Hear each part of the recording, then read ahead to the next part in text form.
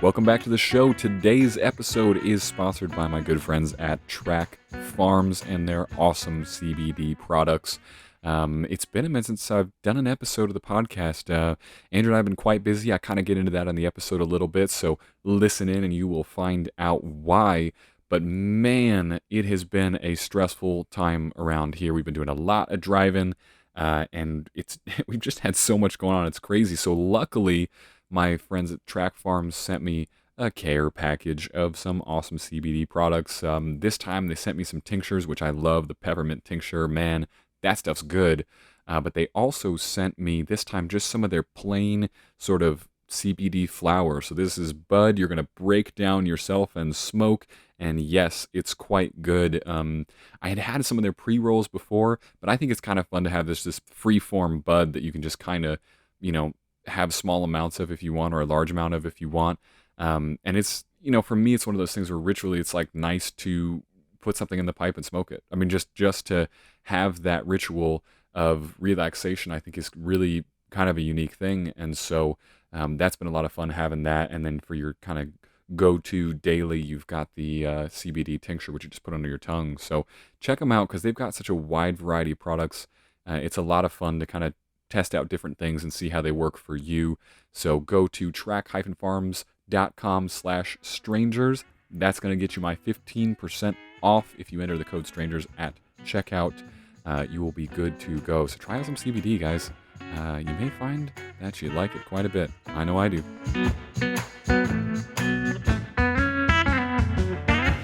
Welcome back to a brand new episode of the Strangers Worth Meeting podcast. Man, it's been a minute since I've done an episode, and I'm sure I'll get into a little bit of why that is on the podcast today. But before I do that, let me introduce my guest today.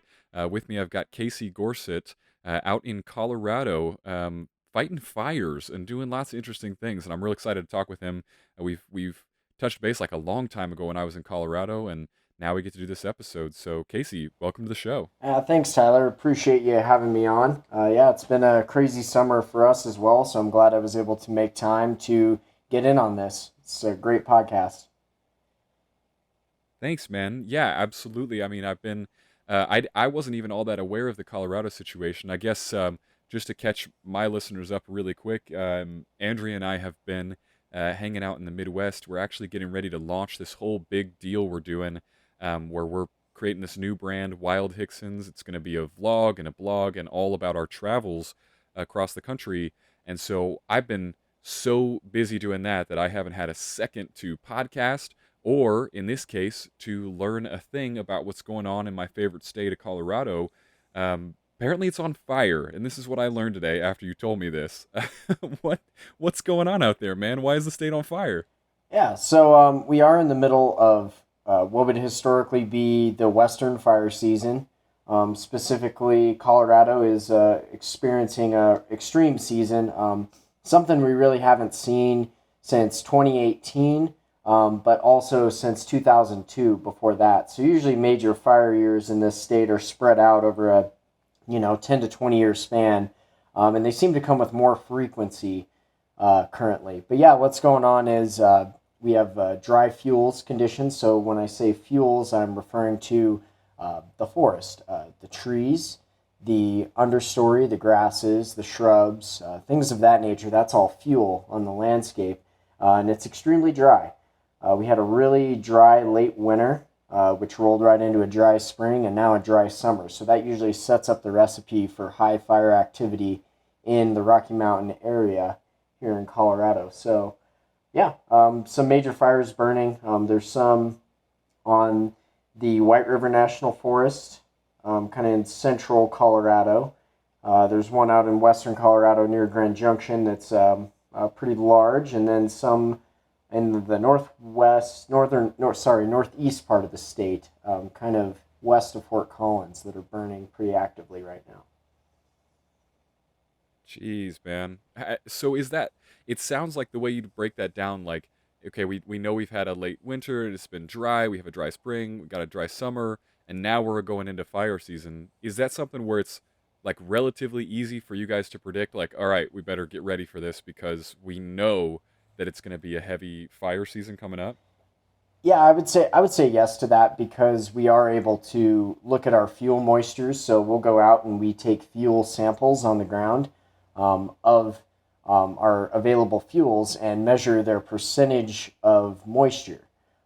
It's almost as easy as it sounds. You cut a log, for instance, and we take a lot of different fuels, live, dead, etc. But you cut a log on the ground, put it in a drying oven for 24 hours, and then you take a pre-weight and a post-weight to that drying, and then that gives you the percentage of that fuel that is moisture. And you can predict, it helps you predict energy release components in fuels. It helps you predict how dry your fuels are. And then all that's really missing in the recipe to get large fires is ignitions. Ignitions can either be natural or human. Natural being lightning, human being many different things. Careless cigarette, chains on a trailer going down the highway. There's a lot of different human causes that can be out there, but you do get a good prediction based on fuel moistures. You can look at weather that's coming up in the future and see, are things going to be hotter and drier, so we have a larger chance for large fires, given the state of our fuels, etc. And then all that's really missing is that ignition source. Typically, when natural ignitions happen, for the most part, it generally comes with rain. And if not rain, it comes with higher humidity due to thunderstorms in the area. So you typically won't see initial fire activity being super extreme initially upon a natural ignition. However, when you bring human ignitions into the equation, they can happen at the least opportune times. When things are very dry, not a cloud in the sky, relative humidities below 10%, windy afternoon, and that's how you get that recipe for large fire. That was what I was going to ask you was, once a giant forest fire starts, like how exactly do we even know how it started? But it's like it's just like anything else. You just look at those weather conditions and you're like, okay, either we're going to have lightning or we don't have lightning. And if we don't have lightning, it must be a human. Yeah, that's a good way to look at it. It can be pretty easy from that perspective. It's also, you can tell a lightning struck tree because there will be a lightning scar on it, and oftentimes pieces of the tree will blow apart, and you can tell that the fire started from a tree that was struck by lightning or something else. So there's some different ways to look at it, but yeah, for sure, if you haven't seen any lightning in the area, in over a week, and you get a large ignition, or per se, it could it's right on a road or right next to a campfire ring, and that's where it starts, then that's how, it's not exactly rocket science, actually. It Right. can be, though, but it can be pretty obvious, actually. So, So part of my ignorance in this whole world of forest firefighting, which I think, like most people, I don't know much about. I like going outside, but when the fires are out, I generally go away from them. But you're the guy that walks toward them. My question is sort of, first of all, I'm wondering who you're working through. Like, is it the Forest Service that does this, or like what exactly is that organization that you're a part of that says, okay, you're the one that's going to walk into the fire now? yeah, so I work for the U.S. Forest Service. I do want to disclaim, though, that I am not representing the U.S. Forest Service in this podcast, just so that folks know, and to cover myself there. But that is who I Perfect. work for. Um, the Yeah, so there's a lot of different agencies, right, that fight fire. Some of them are federal. Forest Service, BLM, Fish and Wildlife Service are some examples of agencies that are federal. There's also state agencies that fight wildland fires, and there's local, municipal, different things like that. So, who the fire, I don't want to, the best way to say this is who the fire belongs to depends on where it started, not necessarily where it's burning at the time. So, fires can grow, right? So, if you have a fire that starts on private land, that's typically going to be a county or a state fire. Now, if it burns on the Forest Service, obviously, we're involved, etc. If the fire starts on Forest Service land, then it's a Forest Service fire. So there's basically different response areas and ownership of the fires. However, there's mutual aid agreements where even though, for instance, the fire over burning in Glenwood Canyon right now is technically a county fire because it started on highway easement, I believe is how that one worked out. It's burning mostly on Forest Service land, and so you're going to see there's mostly Forest Service, federal firefighting agencies, both aviation based and ground based, that are going to be fighting that fire for the most part at this point. But it's an interagency cooperation. We all work together. Sometimes it's better in some areas than it is in others, but we all do work together. Federal tends to kind of take the lead on a lot of different fires just because that's more of we have the qualifications and experience for it, and that Right. depends on where you are too. You go to California and Cal Fire, they have their state agency very squared away and qualified to manage fires and deal with fires. So it just depends on where you are and kind of the experience level you have around. This But is we a always like to help each other out. this is a fascinating career path to me. How exactly does one get started in fighting forest fires? Like, how do you find yourself doing that job?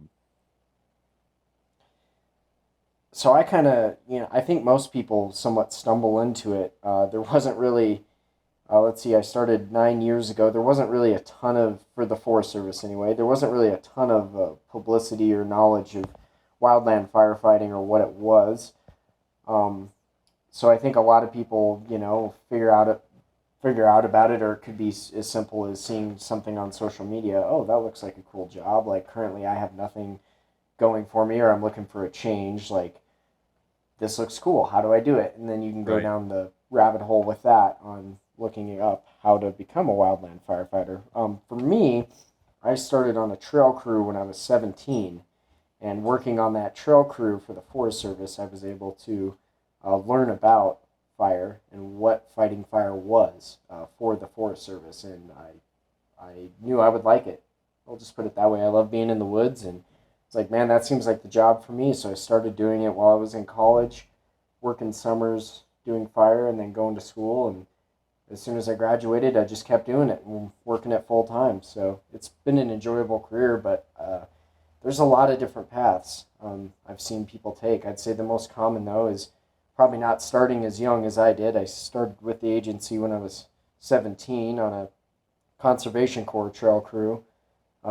The Most people probably start somewhere in their mid 20s.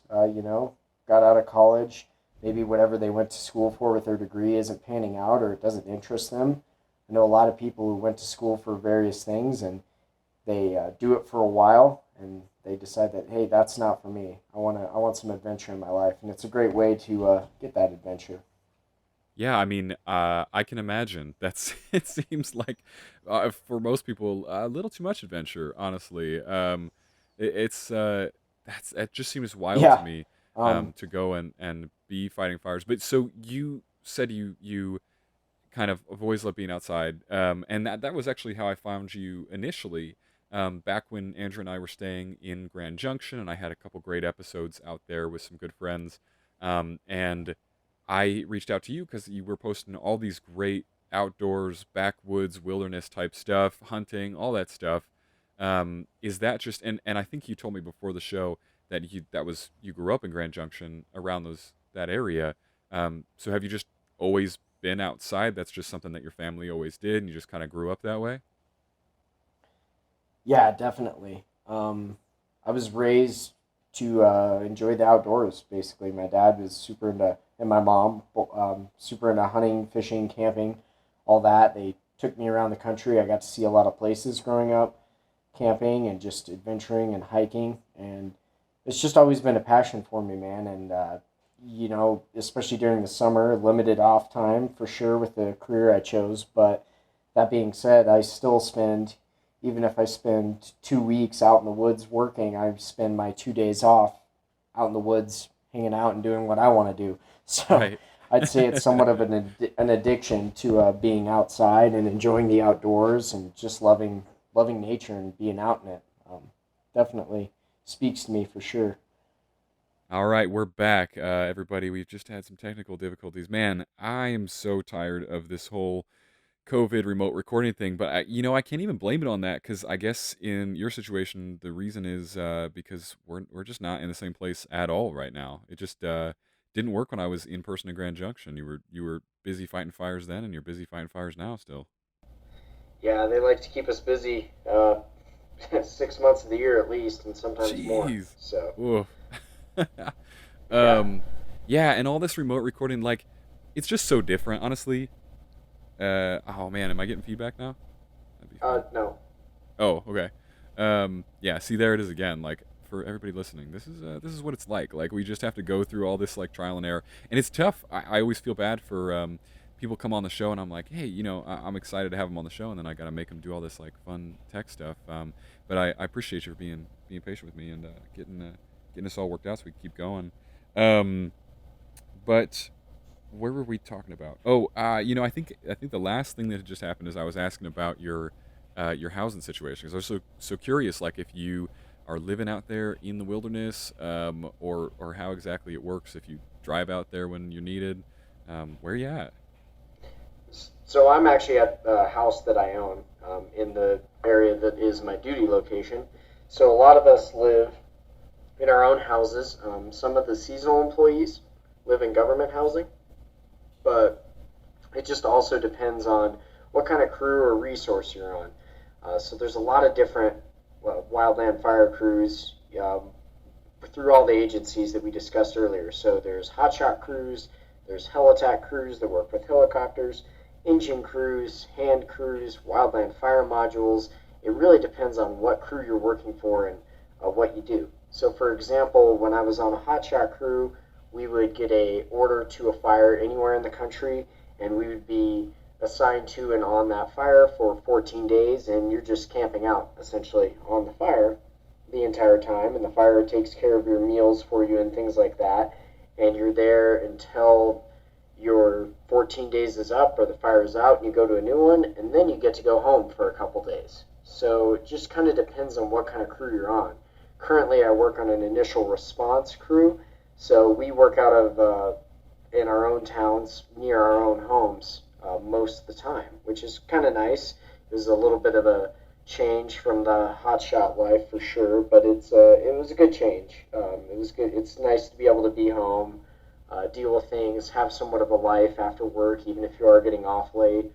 It's nice, you know. If I were on a hotshot crew right now in mid-August, I could almost guarantee you I wouldn't be having this discussion with you right now. So. Right. And okay, so firefighting itself, and honestly, I wasn't expecting the whole episode to be about this topic, but I just gotta admit, it's so goddamn fascinating to me. Like, it's just absolutely wild the idea of what I feel like are just like ant-like humans taking on this massive nature disaster.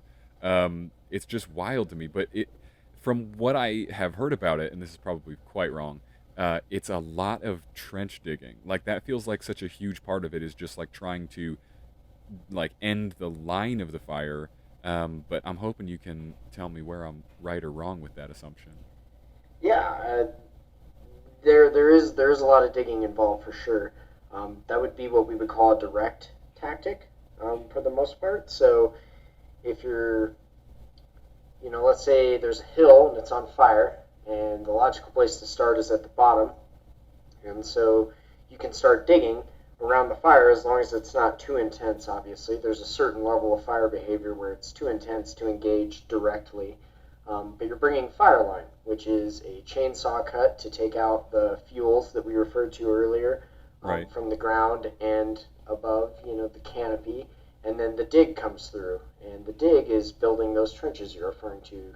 You're cutting line through the earth to get it down to mineral soil because it can't burn. So that prevents the fire spread from canopy to canopy, across logs, and through the ground, because fire can burn all the way into any kind of duff layer. So unless you dug it down to mineral soil, you haven't stopped that fire. And unless you've taken out enough fuel from the canopy from your chainsaw work, you can't stop fire. So it's a combo of the two, and that's how crews work together.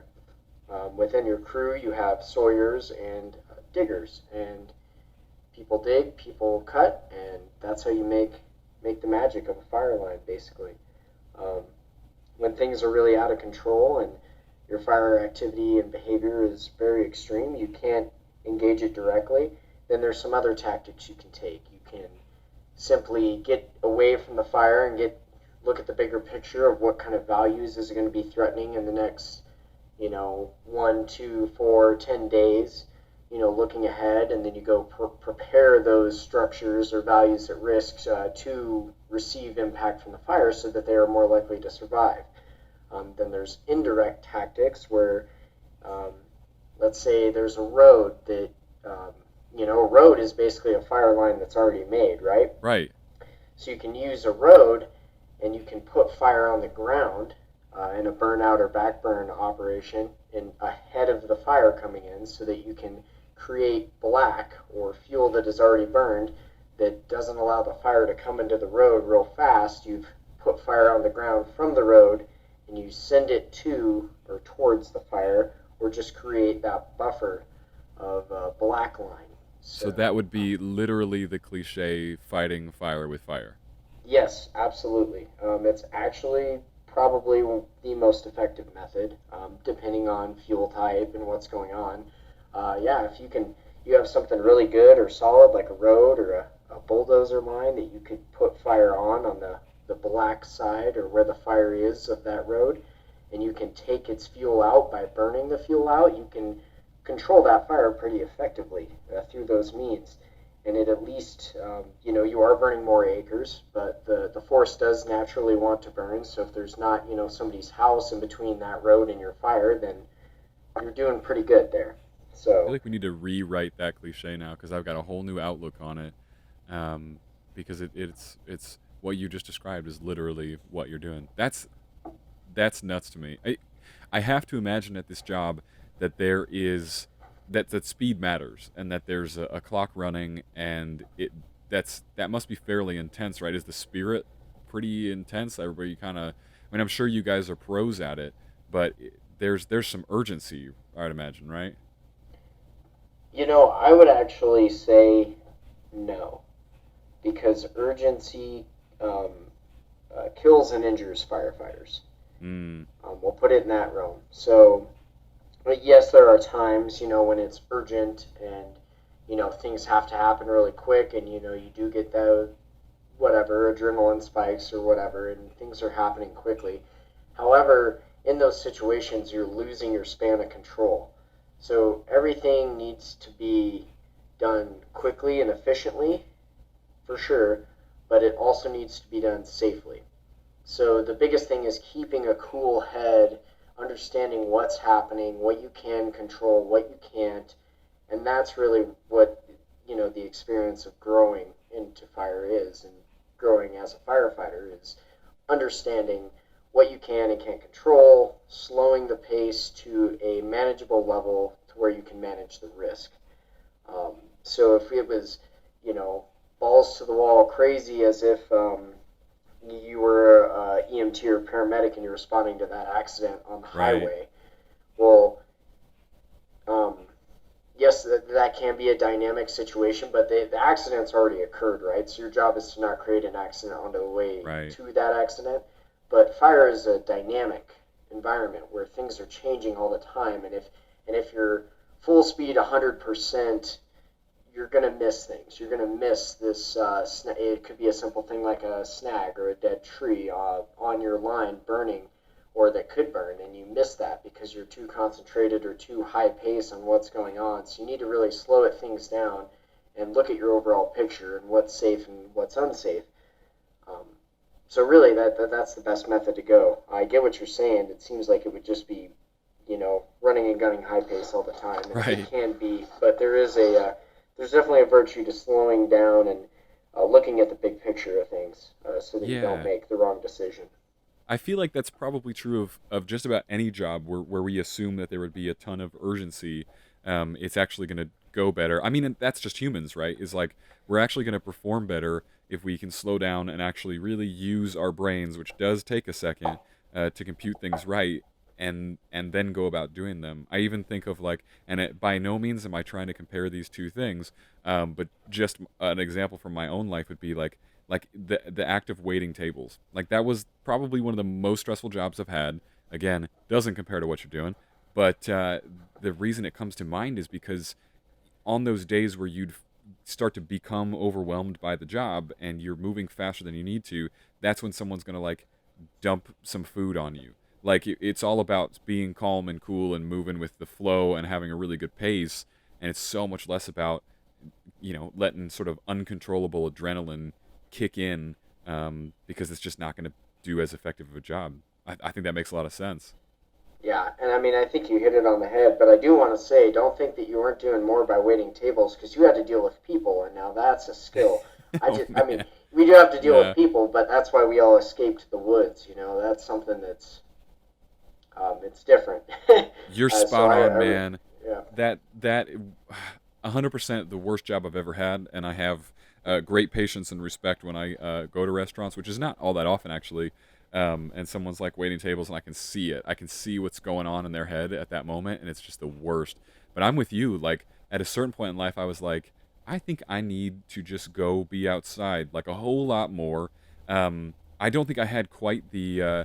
I was quite outdoorsy as a kid, but I'm guaranteeing it wasn't to the level that you were doing it as a kid.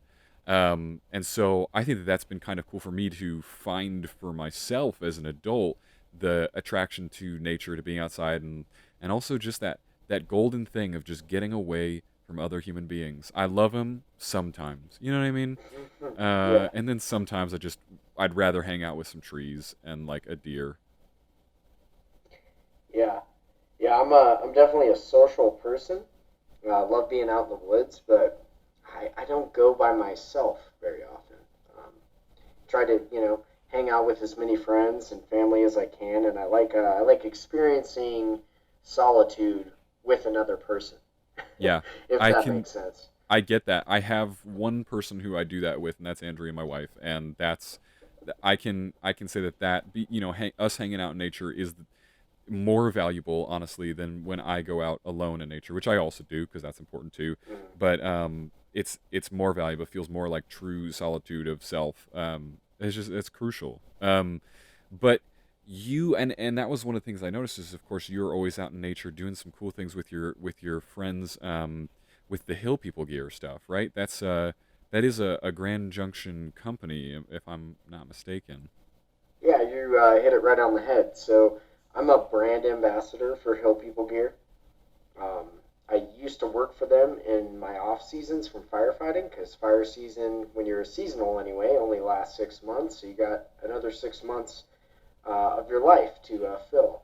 And for me, I've always been super into outdoor gear and just the technical aspects of it. And interestingly enough, so Hill People Gear is a ex Hotshot owned and operated company. So the owner of the company, or one of the owners are brothers. One of the owners was on the Wyoming Hotshots in the 90s and fought wildland fires. And his brother, the other owner, was on trail crews and did some firefighting and did a bunch of wilderness trails experience. And then their operations manager was my friend on the San Juan Hotshots. And he left the hotshot crew to pursue his career in the gear industry with Hill People Gear. And then I worked for them, and then I still do brand ambassador work, and we're all close friends. And to me, that's really cool that we all have the same background of wildland firefighting, and a lot of us, working on hotshot crews. I still do it, and then it's just the company ethos really lines up with things that I've experienced in life and things other people have. So it's an honor to be able to work for them, and I'm glad that they let me continue to help out and do some work for them and go to different expos and conventions and put out media for them on the side of my regular job. And it's not paid, but I enjoy it and I love it. Yeah, so well, and I think that's one of the coolest things that can happen with being a brand ambassador is actually getting behind like just a product that you like, and it sounds like people that you like, and in your case, it's like take this cool stuff out in nature, which you were probably going to do anyway, but now you get to take the best stuff out in nature and go take awesome photos of it and have an excuse to go do the things that you kind of want to go do anyway. Yeah, exactly. It makes it nice. It makes it fun, and I'm a total gear junkie, to the max. So for me, it's definitely fun to be able to be involved with that gear company and a few other gear companies that allow me to just kind of have that drive and passion, and it's a passion on the side for sure. But I give it as much time as I can. That's why I'm a busy person. Yeah, So man. This is and it takes work too. It takes a lot of work to do the whole brand ambassador thing. This is what I mentioned at the start of the podcast. Actually, the reason I haven't been podcasting for a minute here, which is really honestly, it's only been a couple weeks longer than it usually is between episodes. But for someone who loves podcasting, I'm just like counting those days, and I'm like, oh my god, I really want to do an episode. It just drives me crazy. But that's because Andrea and I have been starting up this new Wild Hickson's thing we're going to be doing, and we're actually working as just like you as a brand ambassador with an RV company called East to West out here in Indiana, and so we've been getting all set to put this thing in motion with those guys. And luckily, unlike a lot of the other things that you do that I can only marvel at and not exactly relate to, this is one where I can be like, hey man, yeah, I'm about to do that too. I'm getting pretty excited to kind of try out the whole brand ambassador thing and just like go out, do the thing you like, the thing we already do, which is RVing, and like that's an actual opportunity. Like make things about it. It's just the best, right? Just being able to just be yourself. yeah, I mean, if that's what you guys were already doing, then that's great. Uh, Perfect. That's what everyone I think should find if that's something they wanted to do is find what you enjoy, and don't sometimes I think it's often seen to people being a brand ambassador for something that they maybe don't enjoy or they don't have the Yeah, passion for, and you can see that the passion's not there. You can see that that's not what they do or enjoy doing. It seems more like it seems a little fake, but like right. you're saying with RVing, like it's what you're doing anyway, so it fits what you're doing perfectly. And I think that that makes the best brand ambassador is somebody who's doing those things anyway because they enjoy them and they're not having to think of it as their job. Right. Um, Right. And it's like, well, that's the thing, right? Is now you can buy influence. So you can have a famous person say, "I use this product," and they don't use that product, and that's been going on for a really long time, and we all know it. But I think that as anybody who has a knack for creating content, which I know you do, and I want to get into that too, and Andrea and I do.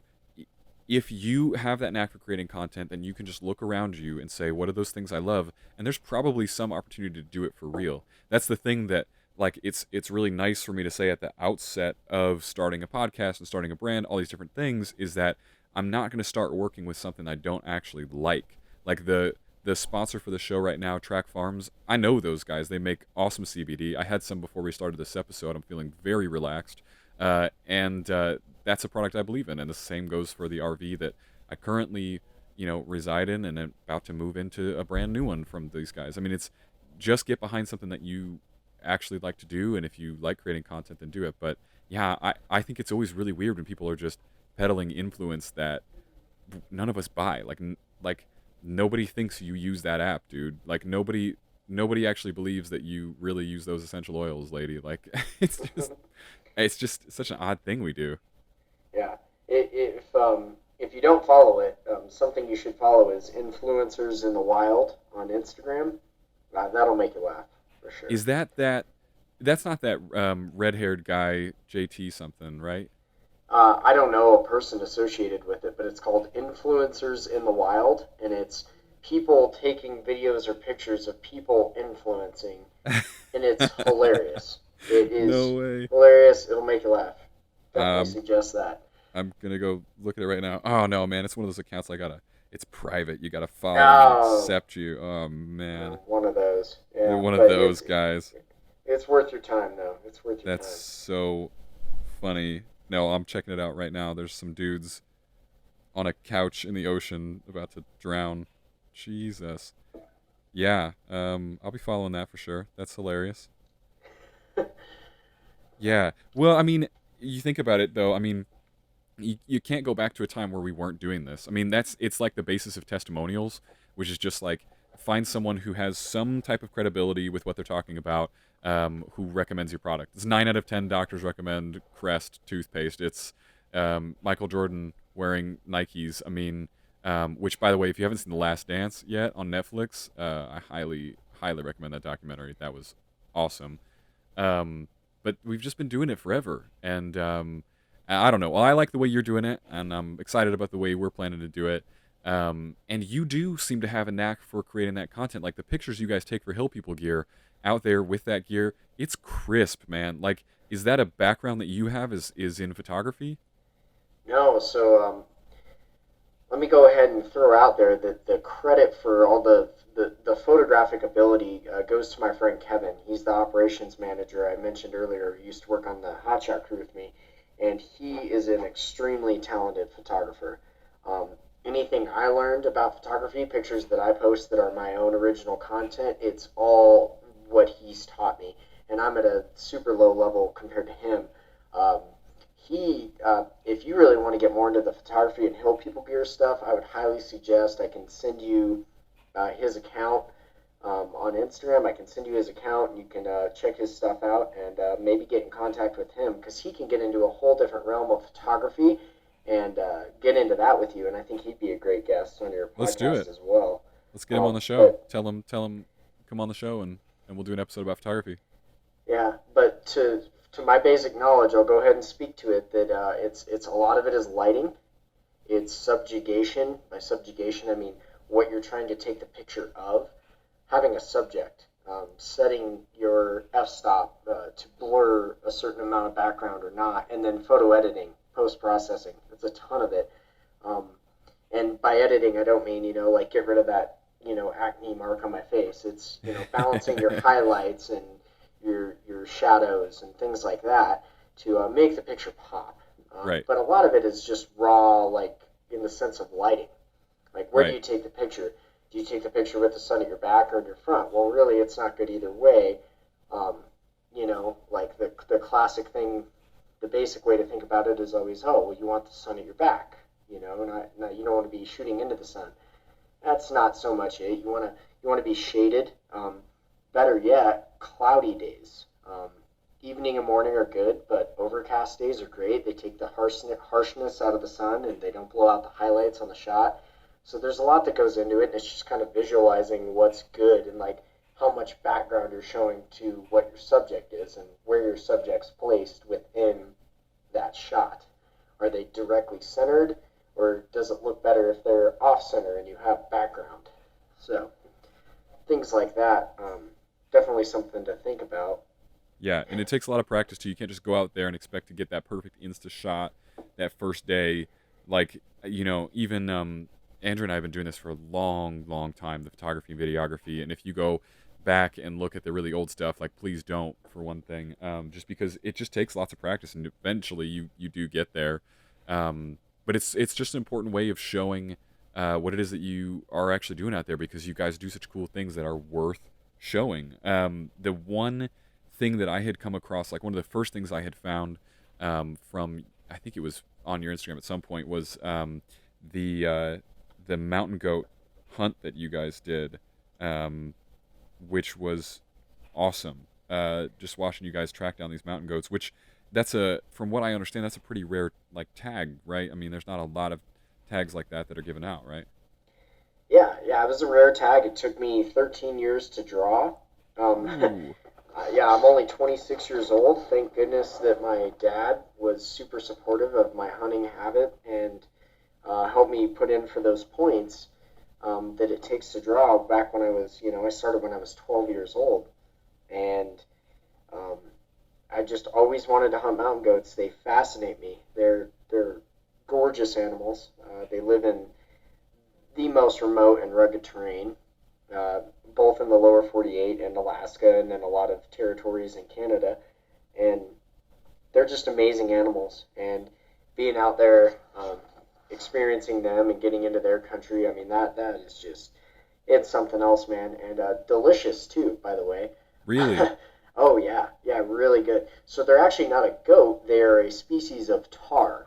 So their closest relative is the Himalayan tar, actually, which is a black goat type animal, about the same size, a little bit less hair, but it's black, and the North American mountain goat is white. So that's kind What of an I've interesting fact. I've never understood about, and this is just going to be stupid. This is going to be me being stupid for a second. So, just everybody go with it. Um, what I've never understood about mountain goats is it doesn't seem like the right animal for that environment. Like, you see the stuff they're climbing up, and if I was to look at that area and be like, okay, what kind of animal lives here? And I didn't know about mountain goats, I would think we're talking about some kind of superhuman rock climbing monkey. Like, I'm thinking free solo Alex Honnold type monkeys that can actually move up these things. And then no, it's just a goat. Honestly, it's just a cloven hoofed animal that somehow scrambles up these massive rocks. Am I the only one that finds that kind of odd as just a choice for an animal that would live on these like sharp ledges? Maybe it's just me. No, I mean, I think that the visualization you're getting, I totally see that. But it'd be interesting to know. So you mentioned their hooves. So their hooves feel like the front of a Scarpa climbing shoe. They're soft and they've got the consistency of rubber. So it's different than an elk or a mule deer or a white-tailed deer hoof. They have their own characteristic that allows them to grip onto rocks and make all these crazy traverses across cliffs and things that would take, professional climbers hours. So their So they're hoof like is sticky actually, almost. it's sticky. Yeah, it's sticky. It's kind of soft. Um, yeah, I mean, obviously the first one I felt was the one that I harvested last year, but it's very interesting. I had read that about mountain goats, that their hooves are interesting and they almost feel like a climbing shoe, and they have that same kind of grip. And it's true. It blew me away. So totally designed to live in that environment, and the things that they climb on and the places they live, and the fact that they make that the food they eat is literally scraping moss and lichens off of rocks Really? quite a bit. It's just, they're incredible, and they live up at that elevation all year round. So we see them in the fall, summer, etc. They're up there in the winter. And they're scratching out a living at 12,000 feet in the middle of winter, and that's just amazing to me. Right, and they're moving around. They're still like gathering. They're not like hibernating for a winter. They're not pulling a bear stunt there. They Yeah, just no, they're still they're moving going. around. Yeah, and Crazy. summer and fall is a good time for them when the snow's not covering the peaks, because they're able to get to live grasses and forbs and things like that. But I'm not kidding. In the winter, they are literally scraping moss and lichens off of rocks. And what tends to actually kill mountain goats, other than falls, is starvation once their teeth have become ground down to the point where they can no longer get that moss and lichen off the rocks in the winter to help them Whoa. survive. Because once their teeth are gone, they can't do it, and then they starve to death. So, They need to have like rodent teeth. Like where they just are always growing. This is not a problem at all. How long yeah, do they live well, for? I mean, an old goat would be 8 to 9 years. So a little bit less than mule deer and elk. That'd be a really old goat, be 8 to 9 years. So what was the age of the one that you guys harvested? Mine was pretty young. It was 3.5. So it was a male, 3.5 years old. As they're watching that video, I can see you guys so disappointed when it starts kind of rolling down, and it's just gonna go all the way down. It's kind of amazing how far it falls, and I know that that's a big part of it is doing what you can for that not to be the case. Does that mess with the meat at all too? In my case, it didn't. None of the internal organs were ruptured, because it was more of a roll than a fall. Right. Um, yeah, no, like I said, stand by it, man. It's delicious. I made Yeah. bratwurst out of it, and then steaks, and every bit of it I've had has been delicious. Didn't ruin the meat at all.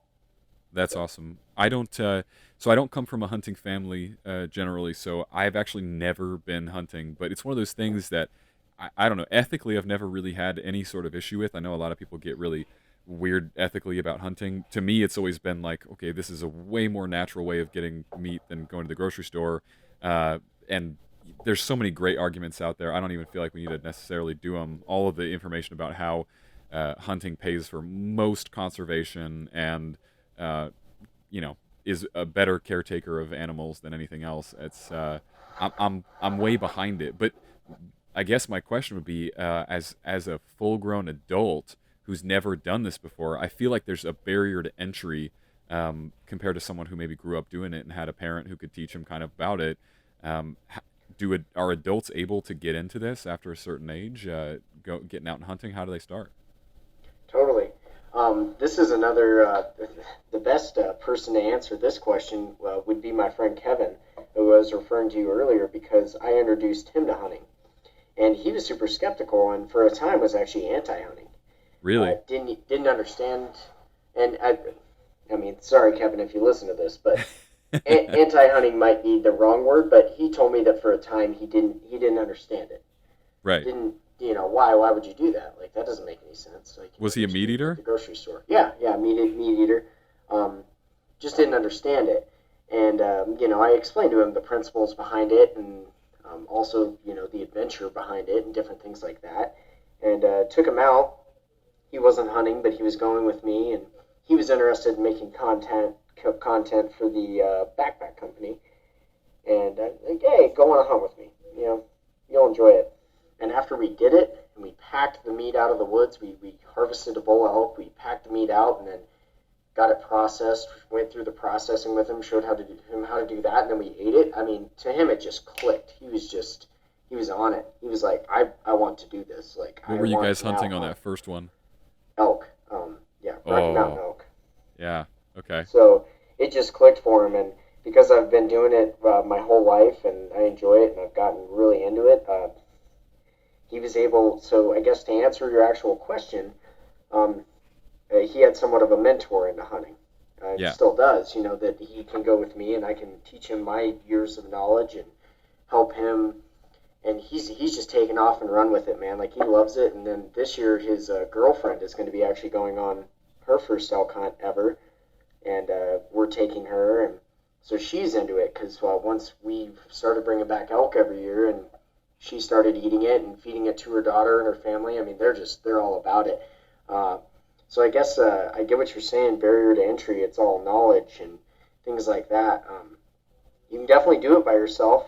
There's a lot of good material out there to read, but it definitely helps to get somewhat of a mentor, I think. That can take a big step off the curve of learning.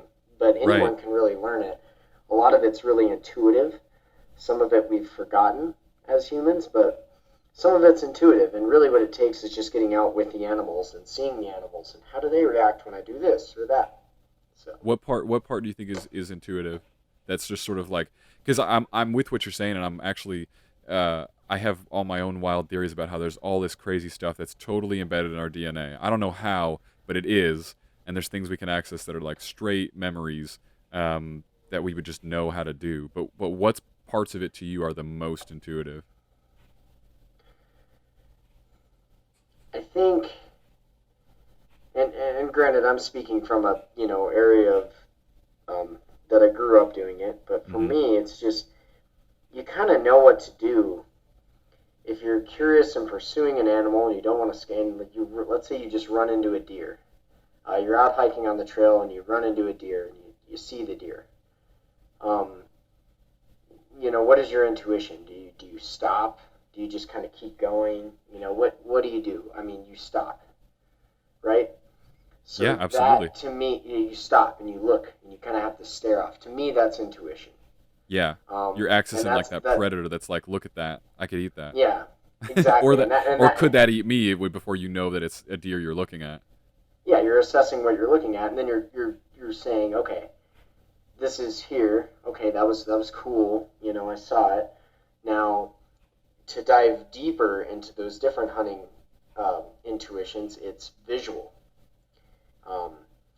As humans, our noses aren't that strong. Our ears aren't that strong. It's all kind of our ears, nose, they help us. Our taste, that helps us. Our sight, is what, as humans, gives us the hunting ability.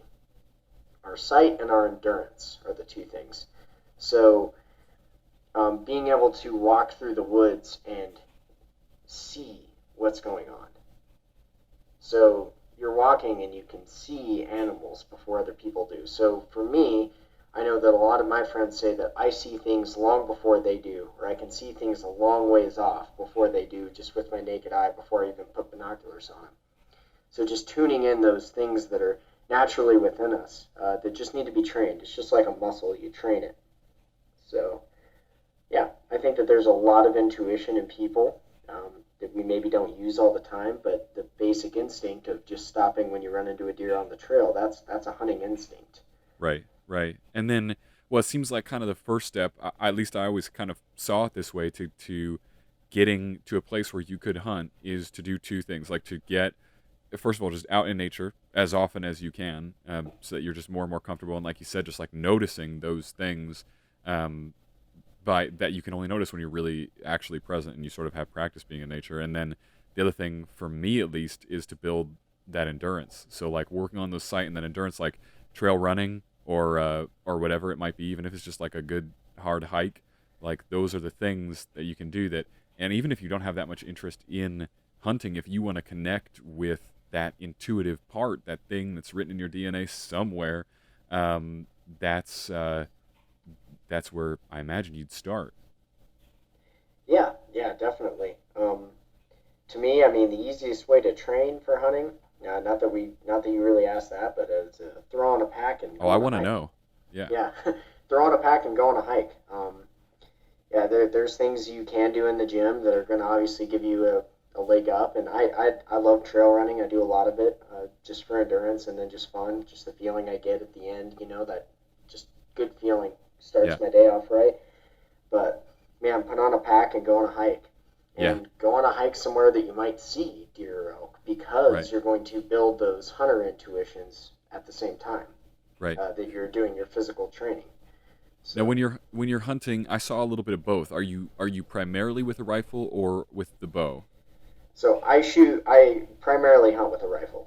Um, Gotcha.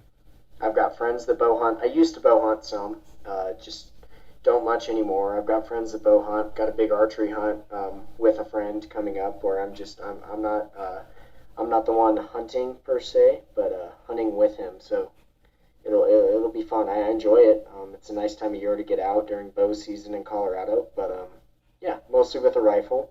I enjoy the efficacy of it. Quick, clean kills. Nothing wrong with archery for sure. I enjoy rifle hunting. That time of year is nice. It's different. There's good and bad to both. I think. Certainly the adrenaline rush of getting really close to something and then making that shot with a bow where so many things have to be right with a rifle shot too, but so many things have to be right with that bow shot and Yeah, where your anchor point is on your cheek, or just having your steps and everything being right, and the animal not seeing you draw the bow. And there's a lot of good things in there that definitely make bow hunting uh, a fun time for sure. yeah, But I also, for rifle hunting, I do it because you have a greater chance of um, getting animals. If you put in the work, you got a greater chance of getting animals, getting them down. And I rely on the meat, and my family does.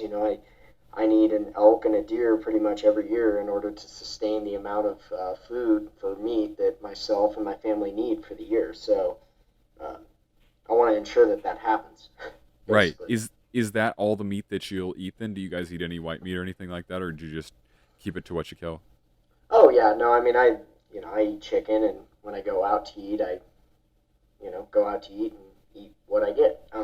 It's not like I'm wild game strict only, Yeah, but when I'm home, man, and I pull out a package of elk burger instead of going to the store and getting yeah, ground beef, I mean that to me is just that makes it worth it. And then friends come over, you want to have a little special occasion meal. You're like, hey, here's like just the other week I did. Here's elk from this year. Here's some mule deer from this year, and here's some goat and blah blah. Blah. And we had steaks, and you just kind of like something to talk about, and you just enjoy that. And especially with your friends that you were with you when you harvested the game, and you're just like, man, like we, hunted this animal down, packed it off the mountain. Now here we are, we're eating it. We're, having a beer and just enjoying the evening. It's special, man. It's Yeah, definitely special. big So, time. and it's healthy. So, Yeah. I just bought my first bow. I had done it before previously a few times, but I hadn't owned my own bow yet, and I just got it, and I've been going nuts with it. It's honestly just such a good practice. And then I intentionally bought a recurve bow, which for anybody who doesn't know, that means that there's no cams on it like on a compound bow that would hold the weight for you. So on the recurve, it's a big workout, and that was part of the reason I did it, was to be able to call it a workout for myself. When really it's just mostly about fun. But it's man, shooting on a bow is a unique thing. I've gotten to shoot a couple different guns at this point, and I love shooting guns. I think it's fun. And but shooting on a bow is something entirely different. It's just like the quiet of being out. Like often when you find those good archery ranges, I love to find ones that are just like in the woods somewhere, or like Fish and Wildlife will have amazing archery ranges all over the place. You just be out there totally by yourself, doing this ancient, crazy thing. That's been a really cool experience to get into. I'm excited to see where that takes me. One day I'd love to get the chance to go bow hunting, but I don't. It's not all that possible right now. I definitely need a different living situation where I can have some type of deep freezer, is what I'm thinking. You know what I mean? Like yeah. I can't really Or hold a that good with friend, me. or a good friend with one that's always on your travel route. That's true. Stock up, yeah. Yeah, that's a good point. You should Yeah. invest in friends with deep freezers. Mm-hmm. There you go. You want to know what's funny about the bow, since you brought it up as being this Yeah. ancient thing? Independently developed by humans on different continents. Yes. How crazy is Crazy. that? Okay, Yeah. you probably know more than I do, but all I know is what you just said, which is it seems like I, I can't imagine ancient humans going, okay, stick and string and that'll make a projectile. Because honestly, it's strange. Like, I don't know if you'd invent that right out of your head. How is it possible that multiple cultures developed this in different places at different times? Man, I mean that's a question for an anthropologist for sure, but I definitely amateurly am very interested in that, and I mean, yeah, I don't want to just leave it at that, but to me it's fascinating. Atlatl, an atlatl, so that basically takes the spear, and it's a way to project energy with the projectile more efficiently using a lever. But it's so simple. It's just two sticks, the spear stick and another stick, where the spear cradles into the other stick, and then creating that lever gives it more speed, leverage, and accuracy. So it's just development over time. And by time, I mean thousands of years. I mean, the Yeah. rate at which we develop things nowadays is absolutely astounding because of our connected world. But back then, you're having interactions, and I'm sure that whoever developed the bow in certain areas or cultures, as soon as they bring that or trade that to another tribe or what have you, they're excited about it. They're like, this thing is awesome, and then it Right. just perpetuates. But the fact that it was independently developed, in North and South America and Asiatic European mainland, that's just insane to me. That it's all independent development. Um, it's crazy how you Yeah. get to that. It's just, and I don't know the answer, but it just fascinates me for sure. I love thinking about any type of just like ancient human shit. I go nuts for it. I read books about it like crazy, and I think part of that also is if you spend a good amount of time in nature, you're curious. Like something makes you curious about like how was life at a certain point, because there's just I don't know. I think that there is a curiosity within us to maybe I don't know if it's necessarily to get back to that version of life, but we want to at least understand it and have some type of connection to it. And there's some simple things we can do that give us that connection to it. I mean, I, personally, I like living at the time we live. Maybe without the COVID would be better. But generally, like the time period we're alive in is pretty cool because I can do all of these unique things online. I can travel all over the country because someone's invented a trailer and someone's invented an engine, and all of a sudden I can live anywhere. I mean, I like that about the world, but I also like that we haven't completely, destroyed all of our nature yet, and I can still go out and get that as well. I think it's probably a good time to be alive. You want to be there at like the peak of technology before it gets so bad that life becomes unrecognizable as humans, but late enough that you get to play with all the cool toys like iPhones. I think there's something there. Yeah, I think we might be in the spot. I think you hit it. At some Sweet spot. point, it's just, yeah, the sweet spot. It just, yeah. I mean, you average expected living age, 78. That's great. Yeah, like everything you can do in your life. Like I think about everything I've done in my life and how, um, even maybe my grandparents' generation, like within that generation, they weren't able to do all the things I've been able to do, and I've only lived potentially like a third or a quarter of my life. So Right. that to me that's amazing. Yeah, It's just funny that you bring what. up life expectancy though, because that's the one I've learned a little bit about, and it seems like some of the numbers are kind of skewed on that one. Like we always hear that ancient humans lived to be like what, like 35, like that's the number that people toss around. But Mhm. from what I don't know. I'm an idiot, first of all. But I did read some things about how that's mostly because they're factoring in uh, infant mortality too. So they're literally factoring Absolutely. in, and that doesn't. And it's the same thing where you read about that the average human is 3 feet tall. It's like, well, yeah, if you count all the infants, and yeah, if you count the fact that infants died a lot, and yes, we're all glad infants don't die constantly anymore. But that's that's not really how statistics works, right? I mean, I think people were Yeah. actually living a pretty decent, like, long time. I don't think it's all that uncommon to get to 60 even back then. Oh no, I think you're right. That's a good point you brought up because I just read something on that the other day too about high mortality in the under 5 years of age category, and ancient humans created that like, well, people Right. live to 35 average age. Yeah. Now that with modern medicine we don't have that anymore, I think you're right. I think that humans were um, probably designed to last to 60s. Um, a lot of it depends, though, on different areas where you lived, what you ate.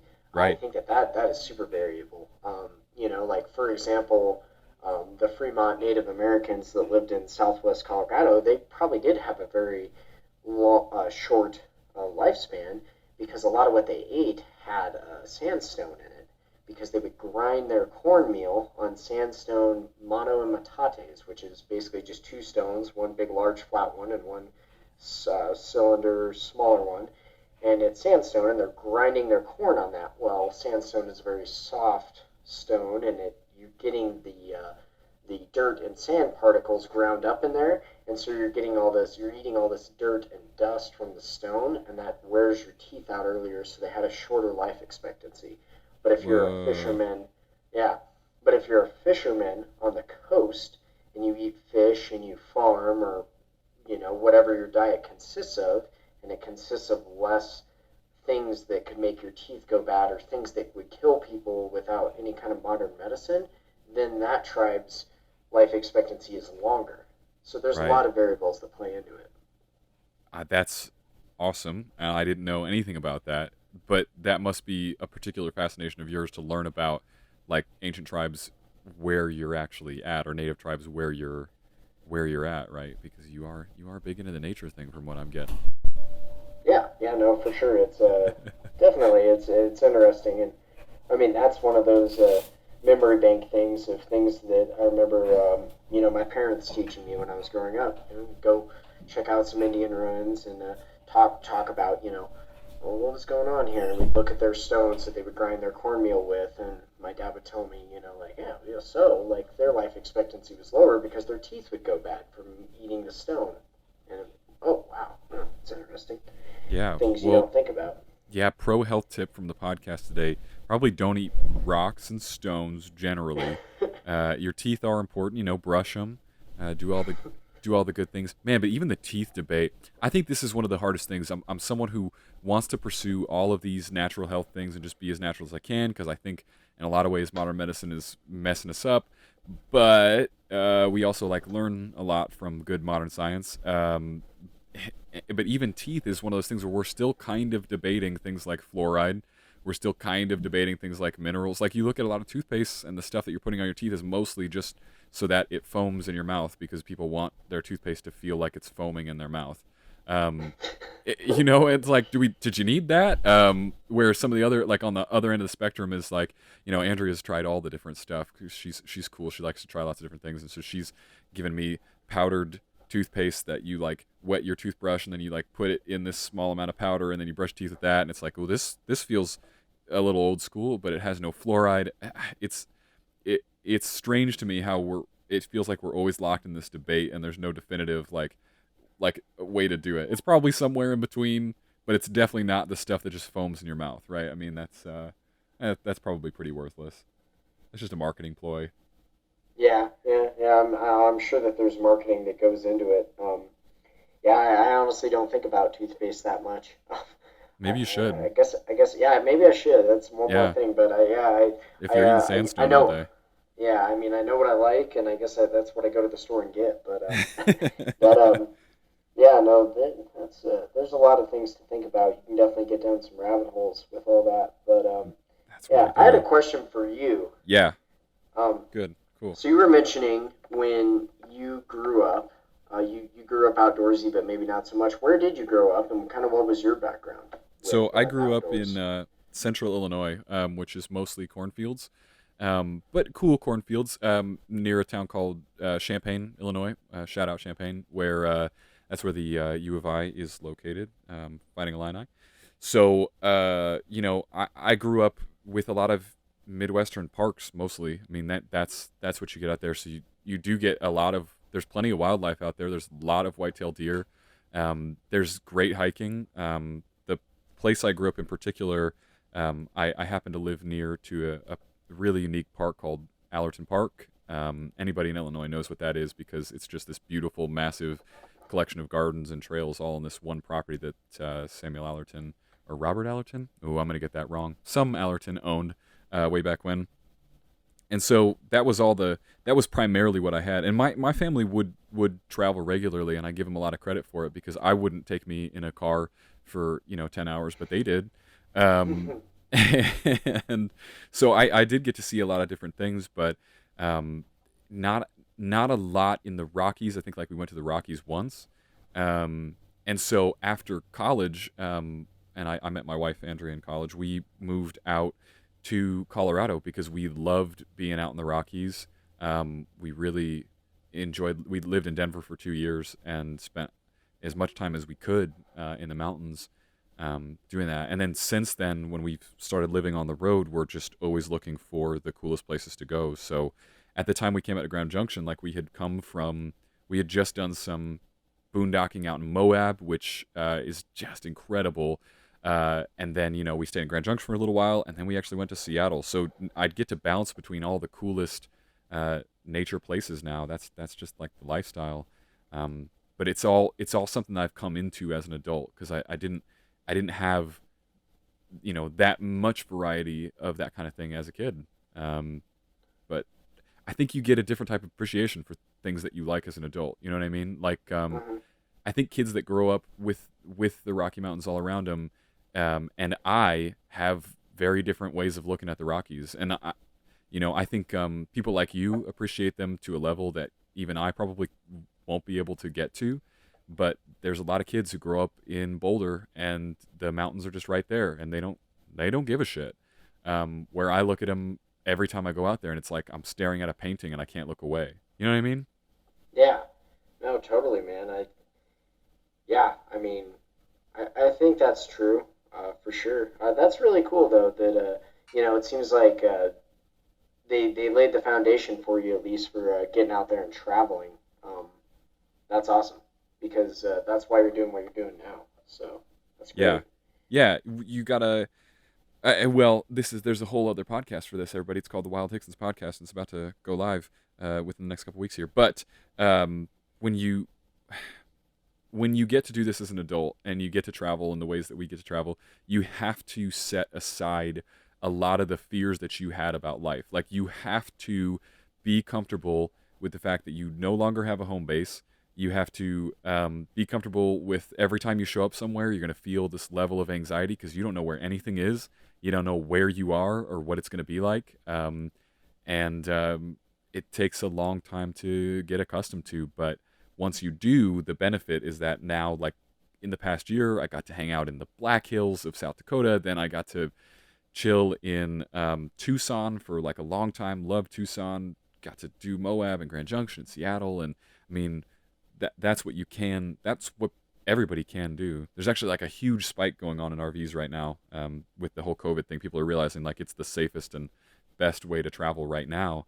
They're seeing unprecedented sales of RVs, which is really really cool. Oh man, the woods are busy. The Yeah, woods are busy, dude. I have never seen so many people out. And I'll be honest, it's good. I like seeing people out and reconnecting with nature, but sometimes when I hike into my lake that's, 6 miles off the trailhead, and it's a place that last time I was there, I saw 3 bears and no people and caught some fish, and I show up and there's 20 people on the lake, I'm a yeah. little upset. there's I'm like, there's man, everyone's getting influencers in the out. But, wild. There's like oh, ladies yeah. on the shore like taking pictures for Instagram. Yeah, man. No, it's Yeah. Or you, walking up the trail listening to their Bluetooth speaker with some garbage music, and I'm just like, go yeah. away. Yeah, I don't. But, The speaker thing bugs me. I do listen on my headphones a lot. I'm a big into podcasting and audiobooks and mhm. stuff. But man, get some headphones. Like, don't Well, you're play it on keeping your it you're speaker. keeping it personal. You're not playing music that everyone else you think should enjoy. It's like, Yeah, oh man. yeah. Because who enjoys your music? Like anybody with any music taste. I guess there's people out there that only like popular music, but no one wants to hear your music, man. Like, just get some headphones. They were invented a long time ago. Mhm. Pop those bad boys in and just do your thing, man. But Just yeah, I'm just with don't you. enjoy your music, but don't ruin someone else's wilderness experience. Right, or just shouting. I can't stand when people are yelling at each other on the trails. Like, there's almost never a reason to be yelling to a group of like 6 people, but like, Hmm. it's especially disconcerting when you're just like out having a nice cool day in nature, and then like a group of just a bunch of like moms walks by and they're all screaming at each other, like talking about a restaurant they went to. Like, it drives me crazy. But Oh I'm man, also that being an that old gets native under my snap. skin, and well, it gets under my skin from the whole hunting and wildlife intuition that I just like have so ingrained in my mind that I can't. I'm just like, shut up, because I remember being in the woods and being a kid, being really young, and talking too loud or whatever, and my uncle saying, "Shut up, we're hunting." you Right. know, it's just like, Yeah. and so it's just so like the sharpness of the voice in the woods. I'm just like, you're never gonna see anything, and now not only that, you're preventing me from seeing something because you're being too loud. Right. Well, people have a hard But, time. People have a hard time not outputting. You know what I mean? Like, mhm, I think that for me, actually, weirdly, a natural state is inputting. Like, I like listening to things. So I'm pretty constantly listening to a podcast. Say, I like taking in information. I don't constantly feel like I have to talk, and podcasting is a perfect outlet for that. And then I'm done talking. You'd think I just go all day, but I actually really don't, or at least try not to. But I think everybody else has the opposite way. I think that they walk around doing a lot of outputting, talking constantly, feeling like sharing their thoughts constantly, and then they can't switch that off. And you get out in somewhere like nature where you want to be inputting, you want to be enjoying what's happening around you, and you're not the center, and that's okay. And it's overwhelming. And I have empathy for it because I think that it's hard to switch your patterns like that. For a lot of people, um, it's just it's just tricky. But at the same time, um, you and I are both going to have our own annoyances with other people out there and what feels like our nature. mhm, Um, but I'm glad to see people out there. I think yeah. it's a different world when everybody starts to actually appreciate it. And even if you're doing it with your speaker and you're annoying those of us who do it, quite often, at least you're getting out there. And I'd rather you do that than sit at home with your speaker, because then I feel like who's going to be left to care about the woods at all anymore? Yeah, I think I'm going to be interested to see the long term effects. Kind of like what you mentioned, or just with more people getting in the woods, maybe them realizing, who manages this? Is this BLM land, National Park Service, Forest Service? who is this? Is this city open space? Like, who's managing this land? What can I do to help them manage this land? What kind of different nonprofits can I donate to Right. help them manage this land so that it's here for me? Because I think a lot of people didn't maybe necessarily realize that this land was here for them to Yeah. experience before all this happened. And the options are stay at home or, you know, stay at home or go out in the woods. And Yeah. I think that if we get more awareness, um, yeah, and it's even tough for me to say that, man, because I'll be honest, I'm greedy. I mean, I love public lands, and I think it's for everyone. But I want me as priority one, right? Don't we Yeah, all? I get it. I mean, we So, that's built into us too, is looking out for number one, and just mhm, you want to have your experience. Obviously everything's going to change after this. I mean, the things we assumed are not going to be true anymore. And I'm hopeful that it can become better. I've been focusing on silver linings from the very beginning, like the fact that people are working from home more. I think that's going to open people's eyes, being around their family more often, actually getting to see their kids. I think not going into an office environment, not commuting, is going to change the game for a lot of people. Like people who spend their whole day commuting, they're not going to cook dinner for themselves. But now, guess what? You have like 2 hours of your life back. Like maybe you're going to cook dinner, and then maybe you might care about what you're cooking, and then maybe you might care about where the meat that you're cooking comes from. Like there's so many of those chains that can happen where we're just actually aware of our environment instead of all of the distractions I think a lot of people have from the 9 to 5.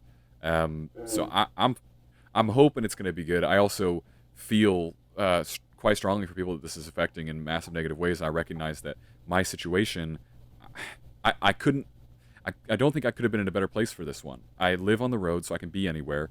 I mostly stay to myself, so I'm basically quarantined all the time, and that's kind of how I like it. And I'm in generally good health. But that's not everybody's story right now. I'm also not like a kid in school. Like, man, those mhm. kids that are Oh, starting that's back gonna up be school, rough. like your childhood is going to be so different. Um, and I worry out because it's like maybe the dark side of that is like these kids are going to be way more used to communicating online and run out of communicating in person skills, which I think are valuable for humans. But you know, they got to learn somehow and they got to do something. So yeah, we're coming out Well, of this different.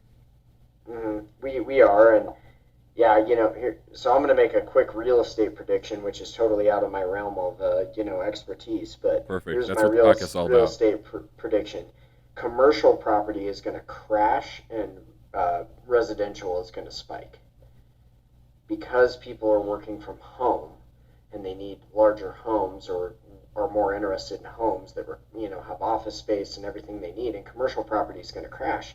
Could you imagine all these companies that are paying leases, rents, mortgage on commercial properties that don't Right. even have people at work right now? Yeah. And that's not totally exclusive across the board. Obviously you can still go get work done on your vehicle at a mechanic shop, or get your vehicle towed, and there's people that still using it. But I think that the office space might have run its course. Yeah. I really The do. cities and rural areas are both going to look quite different after this whole thing too, especially if it lasts as long as they're saying. Because now, the thing I'm hearing now is sort of like spring next year, which terrifies me because I don't know how people can not work for that long. Um, I know I couldn't, so I don't exactly know how everybody's expecting to do that, but you know, it the landscapes of everything's gonna change. But you know, choosing to focus, I think there's enough people focusing on the bad parts. I can focus on the good parts. The idea that people are going outside more because that's where they can be. That's gonna be a good thing all around. There can't be a bad thing to people actually starting to appreciate what amazing things they have in their backyard, because that's only gonna make them want that more and want it to be bigger and better and have more natural areas. So I got to get behind it. Hmm. It is what it Yeah, is. And yeah, more and I people mean, playing speakers. yeah, cities have they've just been a mess throughout this whole thing. This virus, this pandemic we're going through, wasn't it. It's not optimized for the city. Yeah, I mean, the city life, for what that's worth and what people enjoy within the city life, it's not for me, but it's just not optimized for that. yeah, I think people are. It seems like I've been hearing a lot of people. saying that, we're leaving the city, we're moving to the country, and it's like, oh man, if everyone from the city moves to the country, then the country won't be country anymore. Right. So. Yeah. Yeah, but it And I still stole will that, be. and I stole that quote from a Chris Ledoux song, by the way. So, But it but still will yeah, be. There's yeah, so many different. I mean, you're just gonna see what you're gonna see is what are popular rural areas becoming more and more populated, and they'll become cities like they always were. Like people still think that I think if you listed the surrounding areas of Denver as being somewhat rural, which at least when I lived there they primarily were, it's just going to become larger, and it'll just be that sort of Denver has expanded. I don't know if I don't know if people are really ready to live backcountry or live up on the mountain or live in the middle of a farm in Nebraska. Like I think you're just going to find smaller cities become bigger cities, and bigger cities just sort of run out of people. kind of more urban sprawl, Yeah, I guess. ultimately, Everyone's right? got the yeah. Because the people still want to be where there's a scene. Like people want to be where there's going to be restaurants, and where they're going to have more than just like their neighborhood tiny Nebraska grocery store. I only pick on Nebraska because I've been there a number of times, and the grocery store situation is rather abysmal out in those small towns. Mm. Um, but yeah, I think it's just going to become that things get wider, which they already were. As people are starting to work from home and then sometimes commute into cities, or they want cities for entertainment or restaurants or whatever. That's my prediction, at least. But it is going to be weird, and you wonder what's going to happen to like giant metros, downtowns, where no one's going to be, or the people that are there are just completely homeless because they got kicked out because they can't pay their rent, because they can't work for like a year fully. I mean, Mm. everything's gonna be looking different. You just gotta hope that there's a mountain you can escape to, Yeah, I think you're right. and there will be, as long as you keep the Mm. fires from tearing them down. Yeah, and as long as we, manage and keep our public lands and keep them with the public, keep them in public hands. That's a backcountry hunters and anglers slogan is keep public lands in public hands. So I think that's important. I love it. So I think that's a perfect place to wrap too, because that's a great message of this podcast. Is like let's all get outside more, and let's take care of our lands and get into something, get into some hiking, get into some hunting if you want, or if you really want to be hardcore, go and do some forest firefighting. That's the most hardcore thing I can think of out there. So hopefully maybe someone will do that. I mean, people are losing their jobs, and they're like, what can I do? That's a pretty solid job at the moment. There's probably a good amount of job security because there's just always fires, and there's kind of more of them now. Um, so yep, get into yearly it. job security. Yeah, jeez. Well, it's sad to think about, but it is also just how it is. Hmm. Yep, it's the way it So, is. where can people find you? Can you give us your Instagram handle and anywhere else you want people to go? Yeah, people can find me at Casey. That's CASEY underscore Gorsett GORSETT.